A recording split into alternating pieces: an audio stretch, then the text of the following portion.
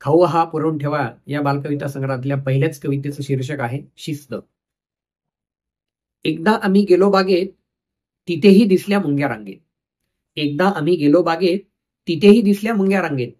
एकीला मी म्हणालो, मुंगीताई मुंगीताई, अगं इथं रांगेची काही गरज नाही. एकीला मी म्हणालो, मुंगीताई मुंगीताई, अगं इथं रांगेची काही गरज नाही. बागेत साऱ्यांनी मुक्त खेळावं, वाटेल तिकडे हवं तसं पळावं. मुंगीताई म्हणाली, तुझं आहे खरं. मुंगीताई म्हणाली, तुझं आहे खरं, तरी पण शिस्त मोठं नाही बरं. अरे तुझ्यासारखी जर मी इकडे तिकडे धावले, अरे तुझ्यासारखी जर मी इकडे तिकडे धावले, तर अंगावर पडतील ना माणसांची पावले. तुझ्यासारखी जर मी इकडे तिकडे धावले, तर अंगावर पडतील ना माणसांची पावले. पावले पडता मी जाईन मरून, पण आई बिचारी रडेल ना दुरून.